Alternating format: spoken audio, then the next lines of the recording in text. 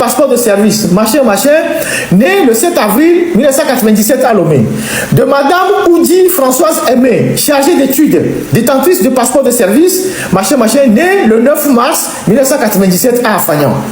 Les intéressés dont les passeports de service mentionnés se trouvent en annexe se rendent à New York du 15 au 21 novembre 2023 pour participer au deuxième tour des consultations informelles sous la direction de la division des affaires juridiques et du droit de la mer des Nations Unies sur la thématique océan et droit de la mer. Le ministère des Affaires étrangères et de l'intégration des Togolais de l'extérieur remercie l'ambassade des États-Unis d'Amérique de son aimable collaboration et saisit cette occasion pour lui renouveler les assurances de sa haute considération. Et donc, quand ils font le circuit et que les gars obtiennent le passeport de service, les affaires étrangères maintenant saisissent l'ambassade des États-Unis avec cette note pour, au fin de leur état, donner le visa. Donc c'est ça la deuxième note. Et donc, par ce stratagème, pour le seul ministère de l'économie maritime, il y a au moins 11 personnes qui sont parties aux États-Unis alors qu'ils ne sont pas des fonctionnaires de l'État, pas des agents de l'État. Et donc, quand le ministre, comment il s'appelle, Edem Tengue, a découvert que son secrétaire général faisait cette magouille en son nom, en signant pour ordre, il a fait arrêter ce monsieur-là, monsieur Afan Tchao, qui était son secrétaire général. Et il a mis en garde à vue et ils l'ont fait jeter en prison. Donc, quand le ministre s'est plaint et qu'on a mis ce monsieur en prison, la première personne qui s'est plaint de l'attitude du ministre, alors que cette personne rappelle aux agents la rigueur de la loi, c'est Christian Trimois. Donc Christian Trimois disait à ses collègues, oui, que son collègue de l'économie maritime n'avait pas à mettre ce monsieur en prison, même si l'acte qu'il a posé n'était pas vraiment un acte catholique, mais la prison c'était une sanction de trop. Donc ce monsieur est resté en prison. Et lorsque le ministre Tengue a été remplacé après le remaniement ministériel, Trimois s'est battu pour sortir ce monsieur de prison. Il le sort de prison, donc il sort ce monsieur de prison, comme c'est son ami, il le sort de prison et il tente de le réengager à la primature, parce que c'était son poste d'avant. Il était juriste à la primature avant qu'on l'envoie au ministère de l'économie maritime comme secrétaire général. Donc, Trimois tente de le remettre à la primature en rétablissant tous ses droits. Ça n'a pas marché et aujourd'hui, ce monsieur se retrouve, il est au Canada. Aux dernières nouvelles, ce monsieur Afan Tchao, il est au Canada. Certainement pas les mêmes méthodes pour se retrouver au Canada. Alors, ce que vous voyez là, ça a été fait à grandes échelles dans presque tous les ministères, même les grandes institutions de l'État. Les gens ont profité de cette brèche-là pour faire établir des passeports de service à leurs parents, à leurs proches, à leurs amis, à leurs copines qui ont profité pour aller en Europe et pour aller aux États-Unis. Aujourd'hui, on parle des États-Unis. Il y en a plein aussi pour l'Europe qui sont rentrés en Europe. Et donc, c'est les Américains aujourd'hui qui découvrent le poteau rose. Et les Européens, pas encore. Mais les Américains ont constaté qu'il y a eu un flux inhabituel d'individus utilisant le passeport de service qui sont rentrés sur le territoire américain et qui ne sont plus retournés au Togo alors qu'ils étaient là pour une mission officielle. Ce qui a déclenché la colère des autorités américaines et qui ont mis le Togo sur la liste rouge. Alors, pourquoi certaines personnes faisaient ça? Vous allez constater que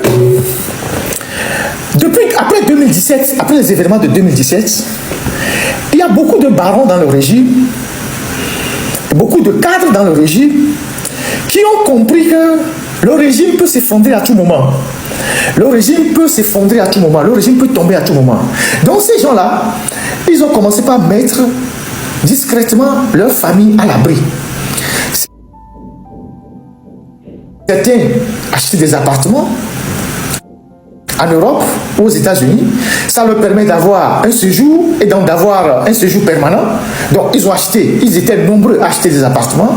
Après, certains ont déplacé leur famille, femmes et enfants, alors qu'ils sont à Lomé. Ils ont déplacé leur famille parce que ces gens-là, ils étaient en train d'anticiper la chute du régime. Et donc, après 2020, le processus s'est accéléré.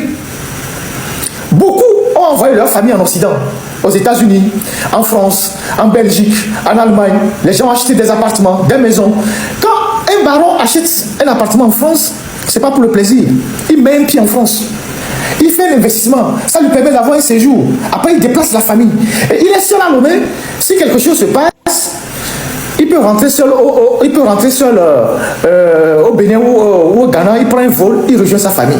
Donc, c'était une méthode qui a permis aux gens, c'est une brèche dans laquelle les gens sont rentrés pour sortir leur famille.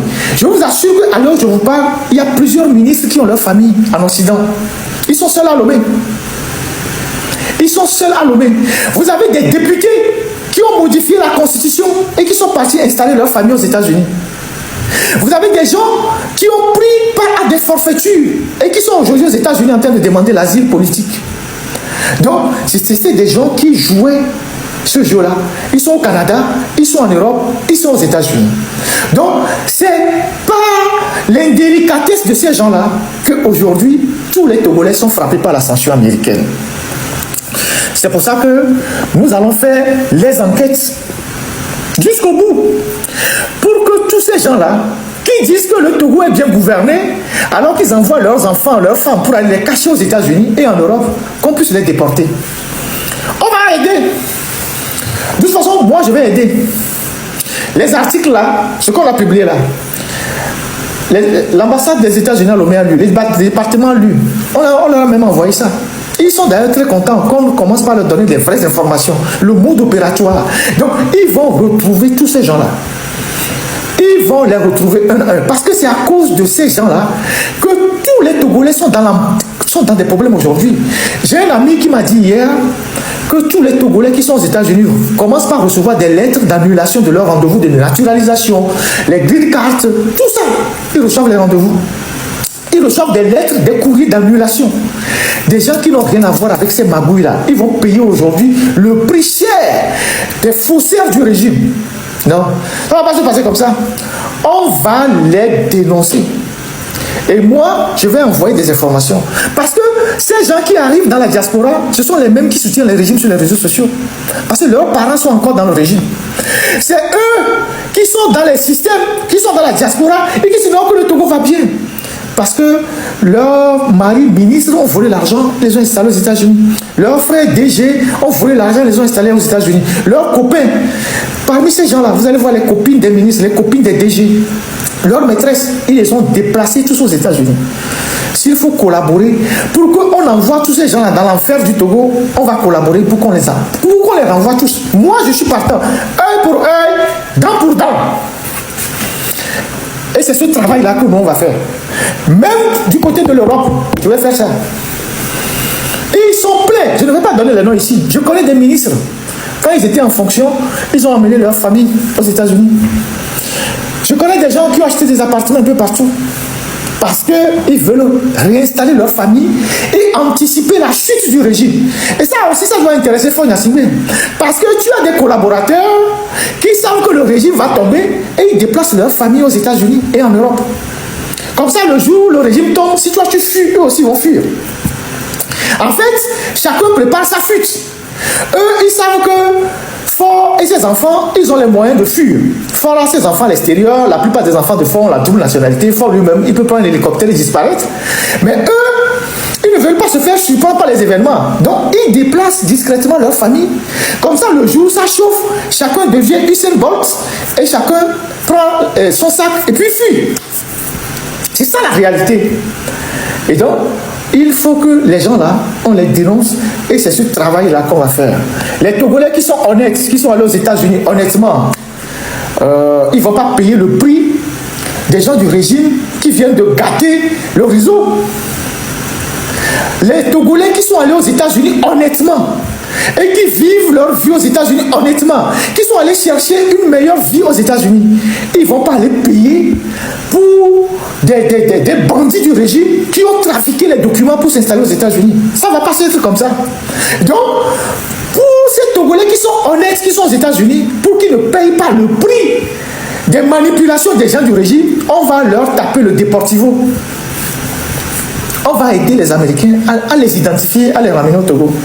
Comme ça, quand tout le monde va vivre dans la galère, les gens vont comprendre. D'ailleurs, les Américains viennent de sortir ce document. Il dit déportation volontaire. C'est comme ça que je l'ai traduit. Hein. Mon anglais n'est pas aussi efficace que ça. Il dit self-deportation. Moi, j'appelle ça rapatriement. Si vous pouvez descendre ça un peu. Ils ont donné un guide. Un guide pour que les gens eux-mêmes rentrent de leur propre gré avant que eux, ils ne mettent la machine à déporter. Donc ce guide-là, je le partage dans l'émission avec vous. Il vous montre les moyens de suivre ce guide-là parce que les jours qui viennent, ils vont retrouver tous ces Togolais-là à leur résidence. Partout où ils sont, ils vont les trouver. Ma source au département d'État m'a dit, ils vont les retrouver tous et ils vont rentrer. Puisque le Togo ne veut pas collaborer, ils vont les faire rentrer. Tous. Pourquoi le Togo ne veut pas collaborer? Les Togolais ne veulent pas collaborer parce que c'est leur famille. Les barons, c'est les familles des barons. C'est ceux qui ont envoyé leur famille là-bas, c'est les barons. C'est eux qui dirigent encore le pays. C'est pour ça qu'ils ne veulent pas collaborer. Ce sont les gens du régime qui ont déplacé leur famille là-bas. C'est pour ça qu'ils ne veulent pas collaborer pour démanteler le réseau. Mais nous, on va collaborer pour que le réseau soit démantelé. Pour que tout le monde rentre au pays. Puisque le pays est bon, puisque le pays est bien gouverné, pourquoi vous voulez installer vos familles aux États-Unis et en Europe? On va tous jouer ce match-là jusqu'au bout. On va jouer. C'est pas, c'est Deportivo contre je sais pas quoi. Auto-rapatriement, d'accord. Donc, self-deportation. Donc, auto-rapatriement. Merci, doyen. Donc, voilà le guide que les Américains viennent de publier pour l'auto-rapatriement. Donc, les gens vont suivre ça. Si tu veux partir, tu pars. Hier, j'ai vu des gens qui étaient en train d'être déportés, des Somaliens vers le Minnesota, des Honduriens, tout ça. Ils étaient en train de déporter tous ces gens-là. Avec un avion, chacun choisit. Donc voilà ce que j'ai à dire sur ce dossier des passeports de service. On va repartager d'autres nouvelles informations avec vous. On collecte les données, nous sommes en train de collecter les données. Et ce que vous avez vu là, c'est une position constante. Moi, je suis fondamentalement un républicain. Je suis un mordu de la liberté. Je suis pour l'état de droit. Je suis pour les valeurs, les principes. Et mes principes, c'est que je ne cautionne pas un coup d'État. Et je l'ai toujours dit, je ne suis pas dans l'international des poutistes. S'il y a des gens qui veulent cautionner un coup d'État, vous pouvez créer votre syndicat. Moi, je ne suis pas dans ça. Je ne suis pas dans ça. Et les gens disent, oui, tu avais fait des démonstrations sur le Togo. Je dis, oui, ce que j'ai fait, j'ai dit sur le Togo, c'est logique. J'ai dit plusieurs fois sur le Togo que quel que soit ce que nous faisons, c'est l'armée qui sera l'arbitre du jeu. Est-ce que j'ai parlé de coup d'État?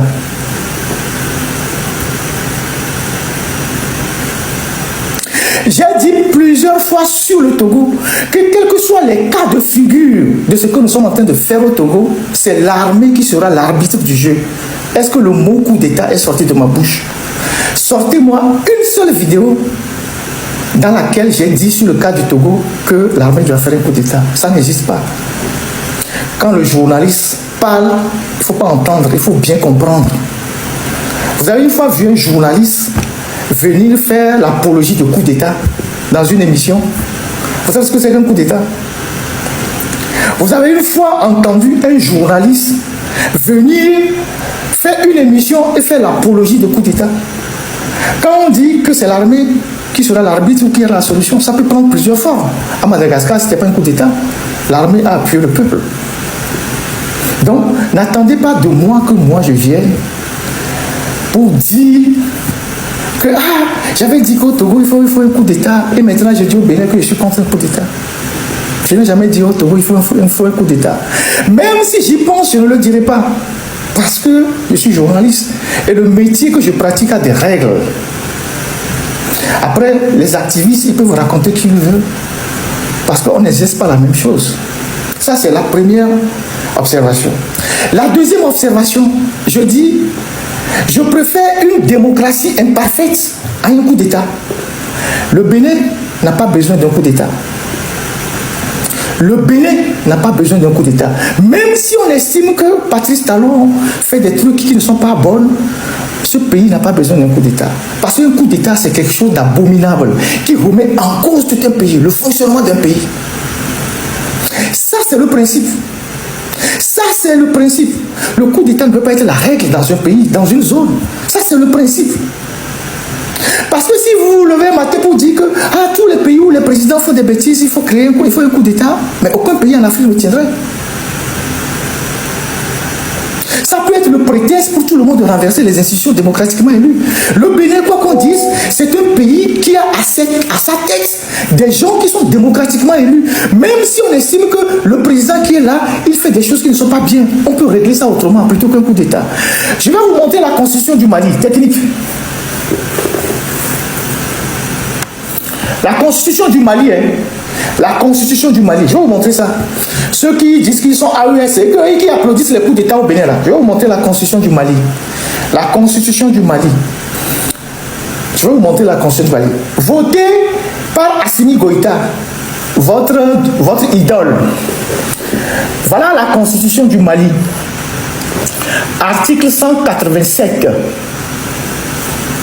La constitution du Mali. Article 187. La constitution du Mali, en son article 187, dit que le coup d'État ou le putsch est un crime imprescriptible contre le peuple malien. Vous entendez ça? C'est les Maliens que vous applaudissez là. Et ces gens-là, ils sont venus par coup d'État. Ces gens-là, ils sont venus par coup d'État. Mais ils ont mis dans leur constitution qu'un coup d'État est un crime imprescriptible contre le peuple malien. C'est leur propre constitution. C'est des gens qui sont venus par coup d'État. Mais comme ils connaissent les dégâts des coups d'État, comme ils savent que le coup d'État est quelque chose de dangereux, voilà ce qu'ils ont écrit dans leur propre constitution. Que le coup d'État est un crime imprescriptible contre le peuple malien. Article 187 de la Constitution malienne, qui est en vigueur actuellement. Vous comprenez? Ok, d'accord. La technique peut enlever ça. Vous pouvez enlever ça. Ça, c'est les Maliens, ça. Eux, ils sont venus par coup d'État, mais c'est ce qu'ils disent. Maintenant, une fois que j'ai dit ça, je reviens à ma propre réflexion stratégique.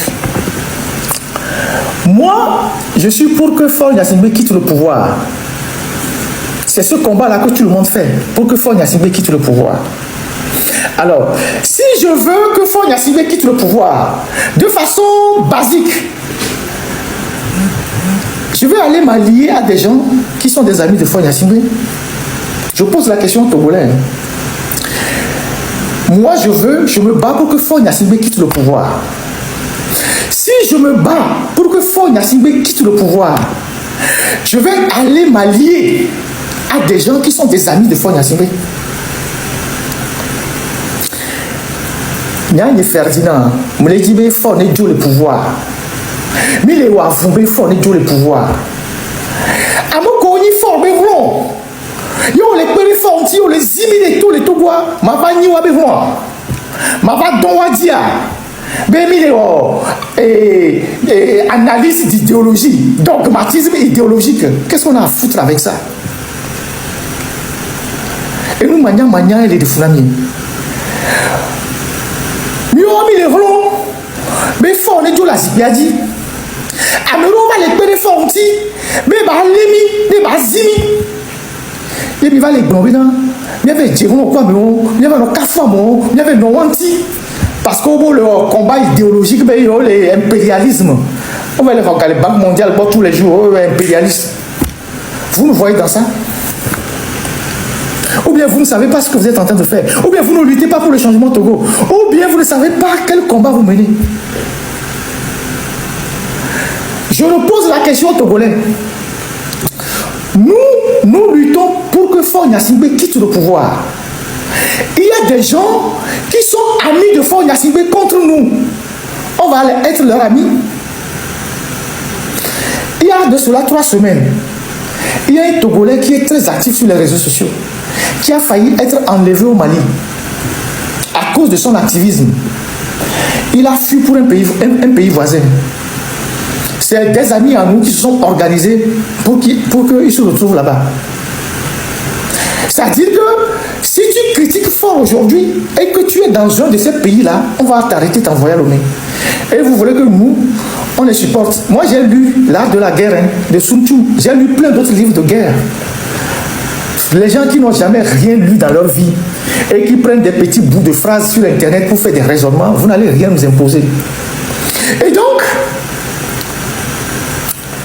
lorsqu'on sait que depuis plus de 10 ans, Faure Gnassingbé cherchait à mettre un pion au Bénin pour pouvoir avoir une assise au Bénin et contrôler le flanc est de son pays, il y a des choses qu'on ne peut pas accepter. Et vous tous les Togolais, vous savez très bien ce que Faure Gnassingbé fait au Bénin. En 2021, déjà quand Talon est venu au pouvoir, il avait de très bonnes relations avec Faure. Il n'y avait pas de souci. 2 ans après, les relations se sont dégradées. À cause de 2 personnes. D'abord d'une personne, ensuite d'une deuxième personne. La première personne, c'était Réki Amadougou, qui est venu prêter main forte à Faure Gnassingbé, faire son business au Togo aux côtés de Faure Gnassingbé. Les gens racontent que, bon, ils ont des relations. Moi, je ne sais pas. Je ne rentre pas sur ce terrain. Mais, nous tous, on a vu Réki Amadougou qui s'est installé au Togo, qui est devenu ministre et conseiller de Faure Gnassingbé.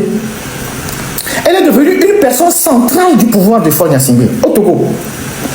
Et chaque week-end, elle rentre au Bénin avec ses amis et ils vont là-bas, ils insultent bien Talon, il faut rentrer des trucs au Bénin et tout ça et tout ça. À Réki Amadougou est venu s'ajouter Joël Aïvor comme conseiller juridique de Faure Gnassingbé. Ce sont les ancêtres de la manipulation de notre constitution, ce Joël Aïvor là. C'est lui qui était derrière, et quand les Boda, les Kokoroko faisaient des fiches à Faure, c'est lui qui les relisait. Joël Aïvor, c'est un juriste béninois. Je ne sais pas s'il est constitutionnaliste, mais c'est lui qui relisait les fiches que les Kokoroko et tous les juristes qui sont autour de Faure, c'est lui qui relisait les fiches. Il était moins connu que Réki Amadougou. Donc, autour de Faure Gnassingbé, il y avait Réki Amadougou, il y avait Joël Aïvor, mais il y avait Olusegun Bakari qui a piloté les projets énergétiques, qui est aujourd'hui ministre des Affaires étrangères du Bénin. Bon, lui, il est reparti très tôt. Et donc, Réki Amadougou, en étant au Togo, avait des ambitions au Bénin. Et donc, en 2021, le Togo leur donne des moyens d'aller au Bénin pour perturber le jeu démocratique. D'abord, pour être candidat, à défaut, perturber le jeu démocratique. Et le Bénin les a arrêtés. Et quand le Bénin les a arrêtés, cela a rendu les relations entre Talon et Faure exécrables. Parce que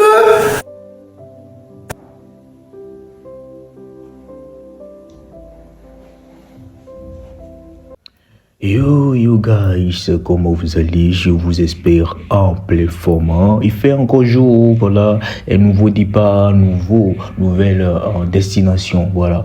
Et j'espère bien que vous avez tous suivi cette vidéo-là du début jusqu'à la fin, et que vous avez aimé, voilà. C'était une fois encore Ferdinand Haïti sur l'histoire de la Togo et du Togo mis sur la liste noire. Mais vous savez, pour ceux qui ne le savent pas, le Togo a été mis sur la liste noire des pays qui n'iront pas aux États-Unis et tout et tout.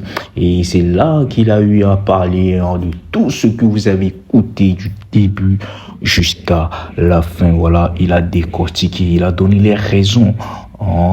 Et pour laquelle le Togo a été mis sur cette liste noire des pays exclus des États-Unis. Voilà. Et j'espère bien que vous vous êtes régalé pour ça, vous vous êtes régalé et ça vous a fait du bien, un bien de fou. Un bien de malade. Et voilà. Bah, les gars, je n'ai plus rien à dire. J'ai plus beaucoup de choses à dire à ce sujet. Parce que vous-même, vous avez tous suivi tout ce que Ferdinand a eu à dire. Donc moi je n'ai plus rien à en ajouter là-bas. Ce que moi j'ai à dire est que les Togolais soyez forts, soyez forts, soyez forts et ça va aller. Et un jour on va faire truc là pour nous et puis tout ira bien, vous le savez. Voilà, parce que ces derniers temps là, moi ça a diminué tout un peu. Vous avez vu, ça a diminué un peu. Sinon, avant là, tout à l'heure là, tu attends que lui là est parti. Tout le monde fuyait le Togo seulement.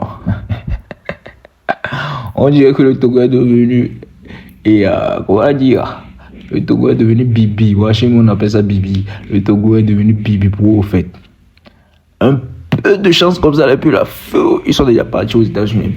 Ils sont pas déjà partis parce que bon. Le Togo là, bro, non. Ils voient ça comme bébé, quoi. Ils n'ont pas le temps.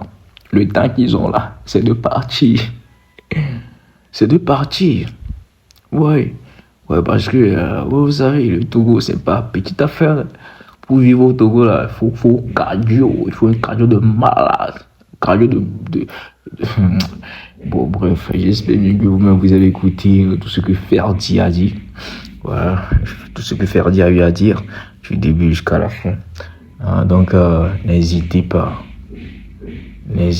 à partager cette vidéo-là, à liker, à vous abonner massivement à cette chaîne. Car j'ai l'habitude de le dire, c'est ici que toutes les actualités se passent. Si tu veux toutes les actualités là, faut venir si tu vas trouver. Voilà. Même si tu cherches quelque chose, une actualité tu ne trouves pas là, viens dans mon commentaire, dis que tant, je veux cette actualité là, est-ce que je peux trouver ça chez toi? Je vais te faire sortir ça. Je vais te faire sortir ça. C'est moi qui te dis, c'est ici que tout le monde se regarde. Donc il n'y a pas de truc là-dedans. Faut t'abonner seulement. Tu vas jamais, je dis bien, au grand, jamais regretter d'être abonné à cette page-là. Car personne n'est abonné à cette page et puis à regretter. Jamais. Personne dans ce monde n'est abonné. Tous mes abonnés se regardent chaque jour. Tous mes abonnés se regardent chaque jour.